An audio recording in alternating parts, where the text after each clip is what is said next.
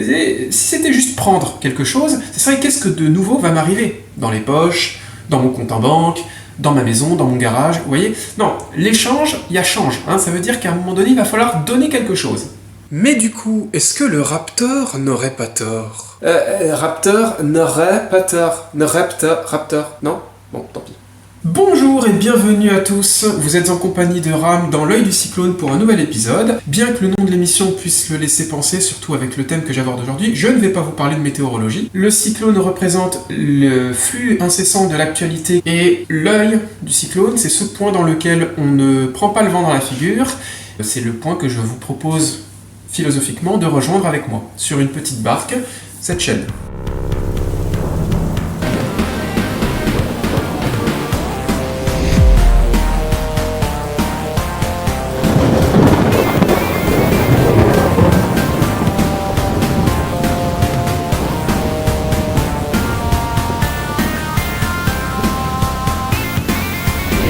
Le thème d'aujourd'hui, ce n'est pas la vidéo du Raptor en tant que telle.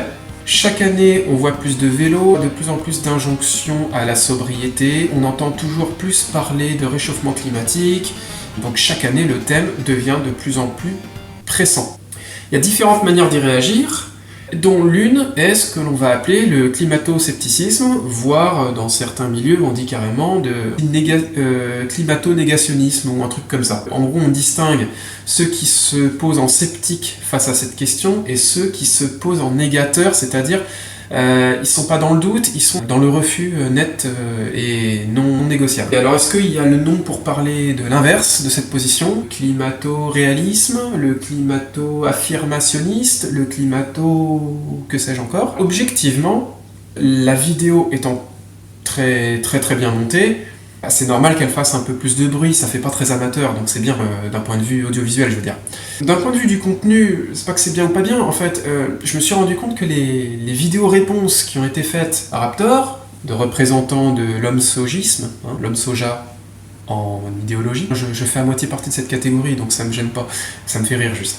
Les gens qui écoutent Raptor ne sont pas là pour se renseigner sur le réchauffement climatique ou avoir une position dessus, en fait. Ils sont climato-sceptiques au minimum, climato-négateurs plus généralement, et c'est pour ça qu'ils attendent la vidéo de Raptor. Ils sont pas là pour se renseigner en fait, la plupart. Et les vidéos qui ont été faites en réponse ne renseignent pas plus en fait.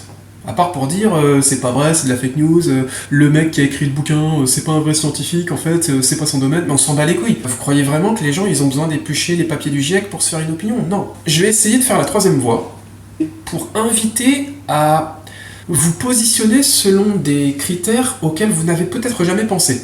C'est le but de cette chaîne. Le contexte et l'objectif de cette vidéo étant posés, je vais pouvoir aborder la première partie de cet exposé. La problématique posée par le Raptor et les climato-sceptiques de manière générale, c'est on n'est pas sûr, voire on ne veut même pas entendre parler, de l'hypothèse de la cause humaine. C'est tout le problème philosophique que pose la notion de changement. Qu'est-ce qu'on échange? Qu'est-ce que je vais donner?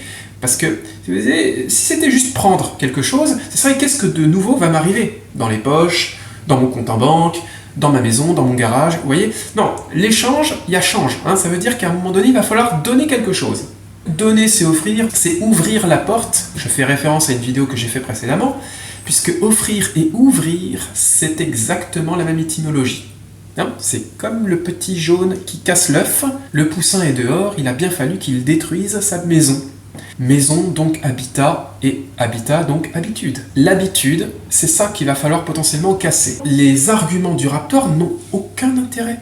C'est pas les faits dont il faut parler en fait, c'est la finalité, c'est qu'est-ce qu'ils veulent défendre. Eh bien, ils veulent conserver leurs acquis. Parce que, en fait, c'est une position de conservateur. Tout simplement. Faut pas chercher plus loin. On conserve ce qui nous semble précieux, estimable, nécessaire, et que ce soit objectif ou subjectif n'est pas la question. C'est l'intention qui est là. C'est on veut conserver, point. Donc il ne faut pas aborder la question sous l'angle des faits, parce que le problème, il est que les faits... en fait, dans les milieux intellectuels, on imagine que les faits seuls suffisent. Vous savez, c'est comme les gens qui disent « j'ai démonté tous tes arguments, j'ai raison ». Mais ça n'existe pas dans la réalité, c'est pas comme ça que ça marche. Si la personne, elle a juste envie de vous troller parce qu'elle est pas bien, elle va vous troller, j'en sais quelque chose. Je l'ai pris dans la gueule pendant des années. Quand vous avez des personnes qui ne veulent pas en entendre parler, on n'est pas dans la discussion et le combat d'arguments. Le problème est émotionnel, social, affectif. Les gens, ils ont des étages comme ça d'habitude, et ils sont persuadés que ces habitudes sont nécessaires à leur survie, à leur identité en fait. Et là, l'identité est centrale dans cette histoire. C'est qui suis-je ? Diminuer la viande par exemple.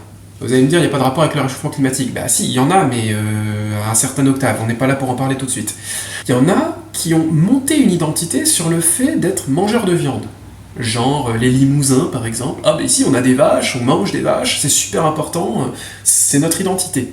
Vous leur dites, il faut du verbe falloir, hein, ça tombe, c'est la chute, faille, qu'il faille manger de la viande, c'est comme si vous étiez en train de la tuer.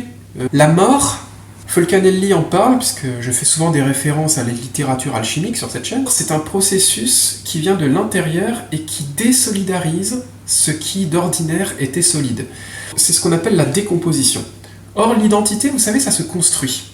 Si quelqu'un vient désolidariser, comme dans un mur avec des pierres, l'identité se met à se disloquer, et c'est ça qu'on appelle la mort, philosophiquement. Quelqu'un se sent mourir quand justement toute sa construction qui fait son âme est en train de partir. On n'était pas obligé d'insérer voiture thermique, manger des vaches toute la journée, faire des barbecues, aller en vacances à la plage. C'était pas nécessaire de l'accumuler comme une identité, mais force est de constater que pendant les 30 Glorieuses, c'est vraiment devenu l'identité collective. C'est une catastrophe civilisationnelle parce que ça crée des personnes qui sont infoutues de comprendre que c'est pas nécessaire. Pour croître, il faut nécessairement se séparer de certaines idées. Quand vous êtes enfant, heureusement, vous arrivez à l'âge adulte en vous débarrassant de certaines idées dites enfantines pour mieux aborder la réalité d'une vie d'adulte. Ça a son lot de problèmes aussi, mais ce que je veux dire par là, c'est qu'il y a bien des choses dont vous êtes obligé de vous débarrasser. Vous n'êtes pas obligé de vous débarrasser de tout, mais il y a quand même des choses qui ne sont pas nécessaires. Vous n'êtes pas obligé de vous débarrasser de l'idée que le soleil se couche et se lève. Le soleil ne se couche pas vraiment, il ne se lève pas vraiment, mais vous pouvez vivre dans l'absolu sans savoir que c'est la Terre qui tourne. Vous n'êtes pas obligé de rentrer dans ces considérations-là pour vivre. Si vous vous intéressez à cette partie du YouTube game, ils appellent ça en anglais Tribal People. Il y a des gens qui sont sortis de leur village pour les besoins de la chaîne, et on leur fait découvrir comme ça des choses du monde moderne. Ça peut être de la bouffe, ça peut être des notions, un globe terrestre, des trucs comme ça, et on filme leurs réactions. Ces gens-là n'étaient pas nécessairement obligés de savoir tout ça. Ils se sont reproduits, ils ont vécu, ils éprouvent la joie, la tristesse, comme tout le monde. C'est des gens, ils ont une caboche, ils ont un cerveau, mais juste, ils n'ont pas forcément été instruits à toutes ces choses. Voilà, parce que ça n'existe pas dans leur réalité. Est-ce que c'est un problème ? Dans l'absolu, comme ça, sans contexte posé, non, ce n'est pas un problème. Donc on pourrait se dire, les climato-sceptiques, c'est un peu comme les platistes. À ce niveau-là, c'est pas la question de savoir s'ils ont tort ou raison dans l'absolu. C'est est-ce qu'ils ont le droit de vivre avec cette croyance. Le problème avec les climato-sceptiques, c'est qu'on n'est pas sur une croyance qui ne regarde que eux. On est sur une croyance qui oblige, incite à une frénésie de pollution, de consommation débridée et de gaspillage de toutes les ressources disponibles pour eux, pour leurs enfants, pour leurs petits-enfants et pour tous les enfants et petits-enfants de la planète en même temps. Là, si on s'en réfère aux statistiques, pour le coup, c'est eux qui consomment le plus et ils consomment pour beaucoup de personnes qui ne consomment pas du tout à côté. Alors bien entendu, comme c'est gênant si on les met en perspective les uns par rapport aux autres, eh bien, ils rentrent dans la catégorie 2, c'est-à-dire le déni. Le déni, ça veut dire qu'à un moment donné, on est face à une situation objective, mais ça ne plaît pas, et parce que ça ne plaît pas, il faut se mettre des sécurités mentales et d'expliquer. Alors il y a deux options dans le déni, soit on dit mais non mais c'est pas vrai, soit on va être obligé d'accepter que c'est vrai, mais on va dire c'est normal, c'est parce que, et il va falloir justifier du coup de la position. Alors ça va s'accoler bizarrement à des notions comme l'Europe est grande, l'Europe doit rester grande, et des choses qui... En fait on va associer la décadence à la grandeur, comme si c'était la même chose. Le Moyen-Âge, la Renaissance ou des trucs comme ça, on n'était pas en train de forer les sols tout pollués à cette époque-là. On était quand même dans des échelles relativement tranquilles. Qu'est-ce qui est le plus européen ? Une grosse Peugeot Citroën ou un putain de château médiéval bien stylé ? Vous voulez être européen civilisationnellement, vous pouvez toujours faire de la reconstitution au château de Guédelon, là. On va avoir une forêt autour de nous, la forêt de Guédelon, ce qui va donner donc le nom à notre site, à notre chantier, à notre projet. On va avoir l'argile, il suffit de faire un trou 5 mètres de profondeur à peu près et on aura une argile noire, une argile de très bonne qualité. Alors à la fois qui va être très utile pour faire des poteries, mais également pour faire des tuiles, des canalisations, des carreaux de pavement, etc. Donc finalement on avait tout sur place et c'est à partir de ça que va naître le projet. C'est stylé, les mecs, ils vivraient comme ça toute l'année en fait, et je les comprends parce que c'est stylé. Mais curieusement, une forte tendance de cette mentalité climato-dénialiste, c'est de dire, vous comprenez, si on revient en arrière, c'est le Moyen-Âge, c'est inacceptable. Ah ouais, mais il n'y a pas plus stylé que le Moyen-Âge d'un point de vue civilisationnel, désolé, mais à un moment donné, il faut rester... Vous n'êtes pas européen en fait, vous êtes autre chose. Et là, il va falloir définir, parce que moi, j'ai plus l'impression que c'est, comme je l'ai expliqué tout à l'heure, un néoconservatisme issu de la mentalité des Trente Glorieuses. Mais c'est pas européen, c'est américain. Et encore. Mais on va dire c'est américain. Parce que finalement, j'aime bien cette expression, les États-Unis, c'est le seul pays du monde qui est passé de la préhistoire à la décadence. C'est pas mal, j'aime bien. Les mecs sont arrivés avec une accumulation de capacités techniques issues du continent. Le sol était vierge, donc ils ont pu puiser dedans. Et on se rend pas trop compte comme ça, mais la puissance d'un pays repose beaucoup et principalement sur la qualité des sols, en fait. Donc même encore aujourd'hui, les États-Unis, ils produisent grave avec les sols. Enfin, ils ont encore les sols riches. Donc, on est toujours conservateur parce que la situation nous plaît. Ok ? Le progrès, c'est ça, techniquement, c'est faire avancer une idée, puisque dans gré, au gré du vent, vous voyez, c'est comment ça avance. On dit agréer, c'est être d'accord, c'est la volonté au sens où c'est le mouvement. Les liens avec le fait d'agréger, par exemple, qui donne grégaire, c'est parce que le troupeau, cette agglomération, est guidé par le pasteur qui les envoie quelque part, en fait. Bon gré, mal gré, c'est si ça avance bien ou pas bien. Mais cette avancée, vous voyez, c'est le troupeau. Donc les Grecs sont des grands voyageurs. On les appelait les Grégeois aussi. Comme dans Game of Thrones, vous savez, les marins, les Grégeois, ça vient de là. Les idées de progrès sont souvent confondues comme étant la même faction, puisque le conservateur veut juste garder, il n'y a pas de progrès, il garde, juste. Donc, le progrès va être identifié comme un ensemble de doctrines bizarres, l'inclusion des transgenres, manger de la feuille, les centres-villes verts, les communistes, ou un truc dans le genre, qui veut des vélos et avec la tête rivée sur son smartphone, ou un truc dans le genre, européiste, mondialiste, qui connaît pas la campagne, qui connaît... Enfin bref... Je comprends l'idée générale, mais si vous voulez, on peut le faire à l'inverse. C'est comme les progressistes qui vous taillent l'image du facho. Il existe, exactement comme le bobo soja existe aussi. On peut trouver un genre de personnage qui s'approche de ça, mais quand on se met à essayer de le saisir intellectuellement, il n'existe pas vraiment. Je vais vous donner un exemple trivial. J'ai les attributs physiques de l'homme soja, du cliché de la caste intellectuelle. Si on prend, vous voyez, ce genre d'attributs physiques, ça va pas aller au-delà de ça. Parce qu'à l'inverse, je vais avoir les attributs du gros facho. Je suis catholique, je vais à la messe tous les dimanches, je suis marié, j'ai 2 enfants, je suis contre la contraception, l'adultère et le divorce, voilà, des choses comme ça. J'ai une sensibilité personnelle qui est plus proche de l'Action française que d'un parti de droite. Vous voyez ? Ça va au-delà de la République. Et pourtant, vous voyez, je défends une sobriété qu'on ne trouve quasiment que dans les milieux progressistes. Enfin, dit progressiste, mais écolo en fait. Si on est conservateur intégral, on conserve ce qui a duré le plus longtemps. Ce qui a duré le plus longtemps, c'est le monde d'avant les énergies fossiles en fait. Donc c'est un monde très hiérarchique. Liberté, égalité, fraternité, tel qu'on le comprend aujourd'hui, c'est un monde qui existe grosso modo après la guerre. Je reviens toujours aux Trente Glorieuses. Le fait de faire sauter la hiérarchie et les rapports civilisationnels qu'entretenaient les hommes pour la liberté par exemple, c'est juste possible parce qu'il y a eu la disponibilité d'une énergie pour compenser tout ça.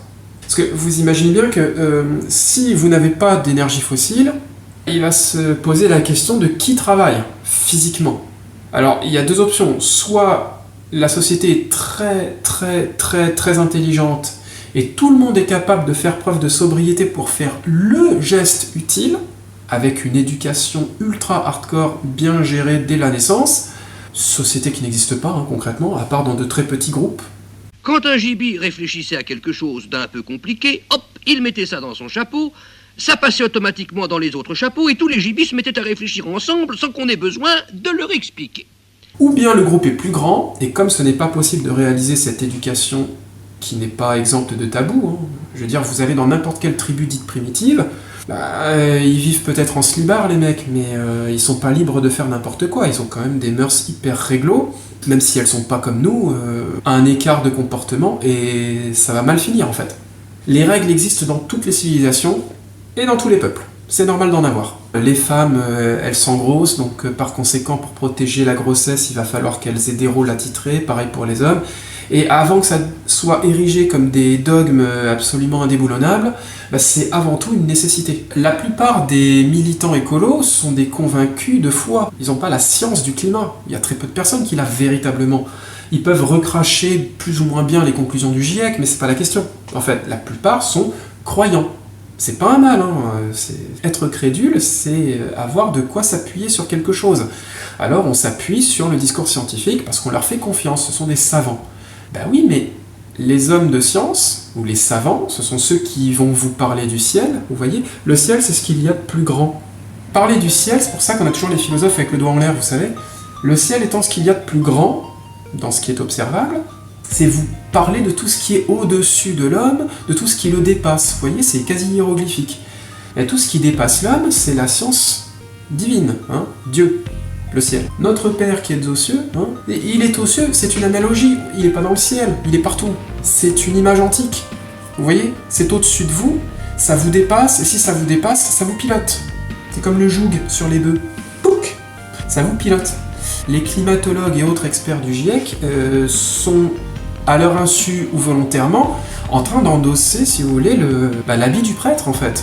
Ils ont exactement le même rôle. Ils vous parlent du ciel, dans les deux acceptions du terme, c'est-à-dire ils vous parlent de la météo et du climat, et des changements qui s'y opèrent, et de ce que le ciel, du coup, attend de nous pour s'y adapter à ce changement. Donc, vous voyez, là, on entre dans un discours complètement religieux. Les fidèles du climat, ce sont des ouailles qui sont prêtes à aller à la messe si on leur en avait donné une. Curieusement, ou pas curieusement, cet aspect-là a parfaitement été identifié dans le camp d'en face, et on vous parle de religion mondiale, par exemple, donc les mondialistes qui avancent leurs pions, leur calendrier, leur agenda, etc., etc. La fameuse religion mondiale qui doit arriver. Il y a différentes versions de ce mondialisme, hein, mais il y en a une qui va vous expliquer que c'est du noachisme, que c'est la religion pour les goyim, et qu'il y a une élite juive puppet master qui pilote tout ça. Dans l'absolu, c'est pas absurde. L'emblème du judaïsme tel qu'il nous apparaît aujourd'hui, c'est l'étoile dite de David, mais c'est techniquement un emblème d'alchimiste, c'est le feu et l'eau combinés. Donc la maîtrise du feu et de l'eau ou leur collaboration respective, la pierre philosophale, etc. Effectivement, pour une religion mondiale, il va bien falloir parler de la science du feu et de l'eau, c'est-à-dire, en fait, ce qui fait la Terre, basiquement. Hein, le feu et l'eau, c'est un thème antique, biblique, c'est le jour et la nuit, le soleil et la lune, vous voyez, c'est tout ça en fait. Cette planète étant le berceau de tout le monde, les Noirs, les Blancs, les Chinois, tout ce que vous voulez, la religion mondiale, en fait, c'est comment on va réussir à s'accorder tous sur cette Terre qui devient de plus en plus petite, avec une humanité toujours de plus en plus nombreuse. Il y a deux manières d'y répondre, hein. Il y a tout le monde mérite sa place sur le berceau, donc il va falloir faire preuve de sobriété pour contenter tout le monde, et que, bref. Et la carence de cette version-là, c'est oui, mais comment on fait justice? Parce que du coup, il y a des mauvais comportements, si on les punit pas, si on n'en met pas dehors, si on sélectionne pas, si on fait pas le tri, c'est une vie de merde en fait, donc du coup c'est l'enfer sur Terre. Ceux qui permettent ça, concrètement, c'est les agents de Satan. Et c'est ça qui va justifier qu'en face, il va y avoir l'idée que c'est très simple. À la limite, moi je veux bien être écologiste. Il suffit qu'on soit moins nombreux. Comment on fait? On trouve une portion de la population mondiale qui est supérieure, on trouve le critère, et puis l'autre on dit elle est inférieure, elle ferme sa gueule, et puis c'est tout. Le conservatisme n'est pas incompatible avec l'écologie sous cet angle, mais c'est ce qu'il n'a pas du tout la même manière d'y répondre. Et c'est ça qu'on va appeler, moi j'appelle ça, même si c'est dialectique, hein, c'est pas que c'est vrai, c'est l'écologie de gauche et l'écologie de droite en fait. L'écologie de droite est élitiste, elle va dire c'est très simple, l'écologie c'est on met tout le monde dehors quand on n'est pas content, et voilà. Puisque c'est le principe de la conservation, on conserve quoi? Ce qu'on veut conserver, donc on définit ce qu'on veut conserver, et le reste on le fout dehors. Et l'écologie de gauche, écologie progressiste, on va dire ça comme ça, qui va dire, eh bien, on va tout partager, on va tout mettre en commun, c'est une écologie communiste. Alors, maintenant que j'ai posé ces deux pôles, vous voyez bien qu'en pratique c'est plus compliqué.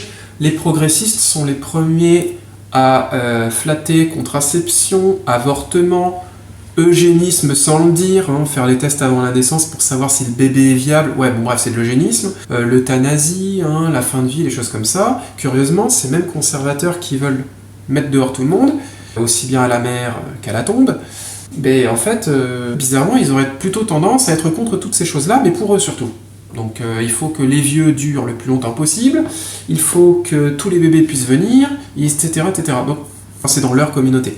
Donc vous voyez que ces thèmes, on peut par morceaux les échanger d'un poste à l'autre, si vous voulez, c'est pas du tout incompatible.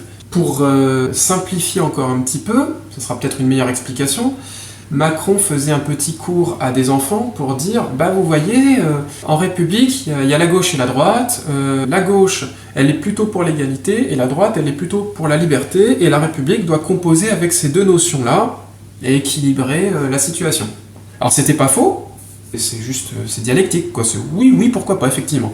La liberté, c'est quoi?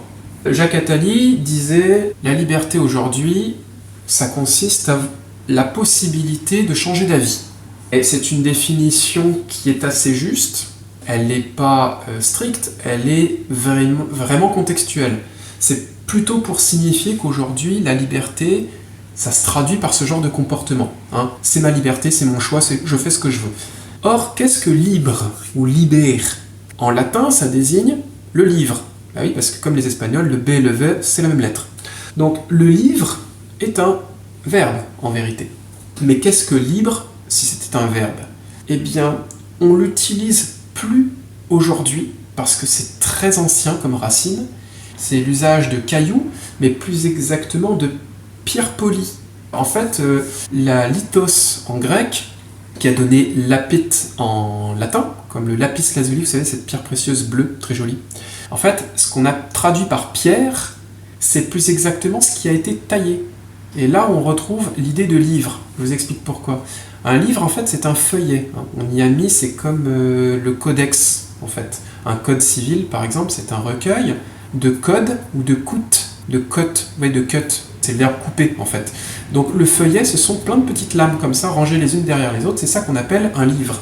Donc en fait, libre ou livre, c'est couper. Alors ça sera non exhaustif parce que c'est très technique, mais on a dans le livre l'approximation de ce qu'on appelle encore aujourd'hui les lèvres, parce que les lèvres, vous savez, elles sont charnues, elles sont pulpeuses, et ça fait référence à la graisse, l'épaisseur si vous voulez. Alors, c'est pas parce que le livre est épais, même si on peut le penser, mais en fait, les lèvres, en anglais par exemple, elles se disent lips. Comme vous avez les lipides, c'est ce qu'on a encore avec la liposuction, vous savez, quand on aspire la graisse des gros, là, comme dans Fight Club, les lipides, c'est ce qui apporte du gras. C'est une déformation de ce qu'on appelle encore la grasse. D'ailleurs, grasse, c'est un adjectif au féminin, c'est ce qui est gras ou gros, comme la grossesse. La grossesse, elle est riche, si vous voulez. La richesse, c'est là où on tombe sur la notion de pierre précieuse. Et elle est précieuse, pourquoi? Parce qu'elle est polie ou taillée. Et c'est là où on retrouve l'idée de taille. Donc, c'est la pierre au sens la chose précieuse, la pierre révélée. Ok, c'est un vocabulaire très ancien de métier. La grossesse est un poids, et ça donne le terme livré, par exemple. Donc la livraison, c'est le fait d'apporter quelque chose, de le porter. Or, le porter, ou l'amener à bon port, eh bien, c'est être chargé. Donc, on a un lien entre le fait de charger des colis et une grossesse. On amène la pierre à terme. La pierre, sous-entendu la richesse, la pierre précieuse, c'est le petit bébé chez les anciens. Si vous aviez encore des questions sur la pierre des philosophes, l'alchimie, tout ça, rappelez-vous toujours que la référence à la maternité est permanente chez eux. En héraldique, la grue, qui est encore un terme argotique pour parler des femmes, parce que la grue, elle porte, si vous voulez, une pierre dans sa patte, et cette pierre-là, il était d'usage de l'appeler la vigilance. Elle la lâche quand elle s'endort, et donc du coup ça la réveille. Mais vous voyez, L'image, en fait, c'est que la grue porte la pierre. Porter la pierre, c'est donc être chargé, donc livré. Donc, il y a un lien, si vous voulez, entre le sens de la responsabilité, de la charge, et la grâce. Puisque être gracié, c'est être à la fois délivré, donc cette libération, vous voyez, on le retrouve, libération, libéré, donc libre. Être libre, c'est pouvoir de nouveau se mettre en mouvement, mais c'est pouvoir surtout s'engager de nouveau, puisque vous devez, comme dans les évangiles, quand Jésus récupérait cette femme adultère, lui disait « Va et ne pêche plus ». Elle est rechargée de nouveau de la grâce qui lui est donnée de vivre en liberté, délivrée du poids de l'erreur, mais en étant chargée de la responsabilité de ne pas charger quelqu'un d'autre. Vous voyez ce genre de définition réversible, on a ça également dans la libra en latin, qui aujourd'hui définit la balance, qui est une peseuse de poids, mais qui est aussi l'attribut de la justice. Parce que du coup, le juge libère au sens où il délivre, il décide en fait, il tranche un litige. Et on retrouve là le sens de coupe, avec la maladie qu'on appelle la lèpre. C'est le fait de peler, avoir des pelures sur la peau, mais c'est également la charge, puisque laborieux, et le labeur de manière générale, c'est le fait de porter la charge. Quand vous êtes laborieux, vous savez, c'est le dos rond que vous faites pour porter les charges. Avoir le dos rond, c'est être docile d'une certaine manière. La classe des laborieux, c'est celle qui est en bas. Vous avez cette image des classes sociales là, avec le laborieux qui est en bas. Il fait un travail laborieux parce qu'en fait, vous savez, il est couché au sol et il a le dos rond. Donc c'est le porteur de charge, basiquement. Le labeur, c'est le fait de travailler, mais il faut comprendre que dans le contexte social de la classe laborieuse, on travaille parce qu'en fait on obéit aux ordres. Donc ça donne obédience, par exemple. Vous voyez, on dit en latin ora et labora, pour traduction habituelle dans les trucs d'alchimie, c'est prix et travail. Mais labora, il faut entendre en kabbaliste lapere. Lapere qui a donné du coup lapereau, lapin, lièvre. C'est la même racine. Avez-vous remarqué l'étrangeté de cet animal ? Non, ce n'est qu'un lapin avec une veste. Et une montre. Oh, fermez, moustache, je suis en retard. Les oreilles. Eh oui, parce que du coup, labora, c'est celui qui a des oreilles. Les oreilles vous permettent en fait d'être docile, de bien comprendre ce qu'on vous a dit.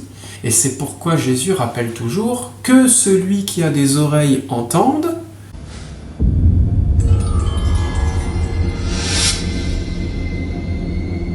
Ouais. D'accord, ça roule. On dit entendre ou on dit écouter. Et vous voyez, écouter et cut, ça se ressemble beaucoup. Il faut comprendre que finalement, écouter, utiliser les écoutilles dans l'évangile, c'est l'oreille d'un Romain que le disciple de Jésus a coupé. Donc en fait, l'oreille, c'est ce qui a été coupé. C'est une référence évangélique, c'est assez extraordinaire de s'en rendre compte. On a ça d'ailleurs bien mis en évidence dans un petit bas-relief de la chapelle Notre-Dame de Pitié à Figeac. Je vous montrerai la photo. Donc l'oreille coupée, c'est bien ça qu'il fallait retenir. Ce qui est coupé, c'est l'écoutille ou l'oreille. Et ça explique du coup lapin, lapro, laporie. Comme je vous ai dit, lapis, du coup, comme la lapis lazuli, c'est la pierre taillée. Taillée, donc coupée. On a ça également avec la présence dans certaines figures hiéroglyphiques avec ce qu'on appelle un écho ou un esco. Alors l'écho, vous savez, ça s'entend deux fois, mais l'esco, c'est les couper ou l'écouter. C'est cette branche dont on a coupé les rameaux et qui veut dire, du coup, d'une certaine manière, écoute bien. C'est ça aussi qui explique l'utilisation du rite écossais ancien, ou rectifié, selon, parce que le rite écossais n'a pas de rapport forcément direct avec l'Écosse, mais avec l'écoute. Alors est-ce que c'est une histoire de tradition orale ? Possiblement, mais vous voyez, c'est pour ça qu'on parle bien d'une obédience, c'est-à-dire obéir. Le rite écossais, le rite dont on ne sait pas écarter. Et vous voyez, s'écarter du tronc, c'est faire des branches. Donc quand on a coupé toutes ces branches-là, ça veut dire qu'on reste droit. C'est la rectitude, et c'est bien ce que l'on demande du coup à un juge, avec sa balance, c'est de passer au milieu. Poup, la justice, c'est par là. Voilà. Du coup, vous avez avec ce petit voyage linguistique, une idée probablement un peu différente aujourd'hui de ce qu'on appelle la liberté, peut-être beaucoup plus lourde, beaucoup plus précieuse, comme la pierre, de ce que ça engage d'être libre. Liberté, égalité, fraternité est une maxime que vous pouvez parfaitement écrire comme une formule de maths, comme une équation si vous voulez. Vous remplacez tous les IT qui sont des suffixes français pour parler de la faculté, et vous obtenez libre égale frater, fratre, donc frère. Le T a disparu, c'est frère. C'est resté chez les Anglais en disant brother. Mais vous voyez, mais avec la prononciation, on n'arrive pas à s'en rendre compte. Et donc, libre égale frère, ça veut dire que pour être libre, il faut être frère, pour être frère, il faut être libre. C'est pas juste maçonnique comme référence, même si on peut l'envisager compte tenu de ce qui s'est passé à la Révolution. On est libre l'un par rapport à l'autre que quand on est égal, quand il n'y a pas de rapport hiérarchique. Sinon, vous n'êtes pas libre, vous vous contentez d'écouter. Mais comme je vous ai dit, c'est réversible, puisque la liberté, c'est aussi bien être libéré qu'être chargé. Alors, vous êtes libéré de quoi? De l'erreur. Vous êtes chargé de quoi? De la vérité. La vérité vous charge, et si vous vous en écartez, vous êtes dans l'erreur, et c'est de cette erreur-là que vous devez vous débarrasser. Vous voyez l'idée? Alors, ce qui est amusant, c'est que la fraternité ne se définit que par rapport à la paternité. On est toujours frère dans une fratrie, et on a toujours une fratrie parce qu'on partage la même mère, bien évidemment, mais aussi, surtout, le même père. Le père, c'est pas le géniteur. Le père, c'est celui qui vous pâtre, donc qui vous guide, pasteur. Père et pasteur, c'est exactement le même mot. On dit « Mon père, s'il vous plaît, aidez-moi ». Bah oui, mais en fait, mon père, c'est votre guide. C'est-à-dire celui que vous écoutez, avec les oreilles. C'est bien ça l'idée. Quand vous avez l'idée de fratrie, il faut toujours se rappeler que c'est « on est libre entre nous d'écouter le même père ». Vous voyez, la notion d'égalité, elle est très différente vue comme ça. Et on ne parle de son frère que quand on ne parle de son égal. Il y a un rapport hiérarchique qui sous-entend qu'il y a un père pour vous, 2 ou 3 ou 4. Je rappelle, le pluriel commence à 2. Okay. L'explication sémantique qui est derrière frère, c'est que si c'est frater, il faut l'entendre par terre, ou tout simplement du verbe partir. Pourquoi partir? Parce que partir, c'est séparer. Les frères, c'est l'unité qui s'est scindée, basiquement. Vous êtes une unité puisque vous êtes tous les deux descendants du même père ou de la même mère. C'est pas une apologie du patriarcat, vous avez compris l'idée générale. Et donc, votre parti, du verbe partir du coup, c'est un participe passé, il est parti. Vous ne faites qu'un dans la réunion de votre collaboration, en fait. Parce que la liberté, c'est la charge de collaborer, d'une certaine manière. Vous n'êtes pas libre de mettre fin au jour de l'autre ou de lui nuire par quelconque mécanisme plus ou moins légal. C'est pas le but. Et à la limite, les lois républicaines sont formelles par rapport à ça. La liberté, c'est la liberté de ne pas nuire, je rappelle. Pourquoi vous ne pouvez pas nuire à votre parti, donc votre frère, fratir, frati, frat. Une fraternité, c'est une entente, un accord commun et des règles communes à respecter ensemble. Notre Père qui est aux cieux, il est aux cieux parce qu'il est plus grand, il vous dépasse, et il vous dépasse parce qu'il va vous piloter en tant que collectivité. C'est pas individualiste comme prière. On dit notre Père. C'est pas un nous de politesse seulement comme en littérature quand les auteurs commencent par nous. C'est un style que j'adore. C'est de la politesse parce que ça rappelle qu'on n'est pas tout seul. Eh bien, cette notion de solitude et de collectif, les progressistes et les conservateurs n'ont pas tout à fait la même définition, et c'est là-dessus qu'il y a un positionnement à réviser. Et vous voyez, j'ai pas parlé des faits concernant le réchauffement climatique. Parce qu'on peut en discuter, mais en fait, le problème ne se situe pas vraiment à cet endroit-là. C'est plus complexe. C'est une vision du monde, des rapports sociaux qui est à revisiter. Et j'aimerais que toutes les personnes qui se posaient des questions là-dessus révisent ça en même temps. La sobriété, c'est aussi le moyen à la base de permettre à tout le monde de gagner du temps, de gagner en confort mental, de gagner en épanouissement. Je reprends l'exemple du château médiéval en reconstitution historique. Les gens qui mettent la main à la pâte, de manière historique, avec aucune énergie fossile, rien, si vous voulez, ils sont bien quand ils le font, ils sont contents en fait. Et il y a beaucoup de gens, si vous êtes aficionados des marchés médiévaux, il y a des gens qui sont itinérants, qui vivent comme ça, et qui sont très heureux. Donc, dire la civilisation, c'est le pétrole, la grosse bagnole et les immeubles, vous êtes non, juste non. C'est pas une obligation. On peut vivre très heureux autrement, ok ? Et ça n'a rien à voir avec les hippies ou que sais-je encore. Vos putains d'ancêtres stylés celto-médiévaux, là, c'est pas des hippies, Et ils n'avaient pas de bagnole quand même. Et non plus, ils ne vivaient pas à cheval toute la journée. C'était réservé à certains. Tout le monde n'avait pas un cheval. Les autres, ils avaient un âne et une carriole. Je pense que je peux clôturer. Il y a tellement de ramifications et de sujets différents potentiellement abordés que ça ne tiendra jamais dans une vidéo.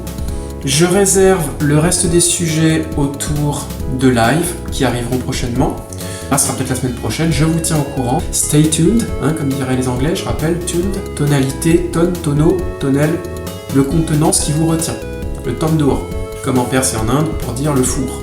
Je rappelle, oui, on dit la thermodynamique, thermothermique, dynamique, dynamo, le mouvement. Hein, parce qu'en fait, ce qui n'est pas en mouvement est retenu, c'est-à-dire qu'il veut bouger mais il n'y arrive pas, et cette friction va créer de la chaleur. C'est pour ça que ce qui tient, ou tenir du coup, ou retient, comme dans la tonne, tonneau, tonnelle, chez les Celtes, là ça a donné le four en Inde, ou en Perse, taner, tandoor. Comme le poulet tandoori, c'est le poulet retenu. Hein. Retenu donc chauffé. Chauffé dans une étuve, hein, par exemple.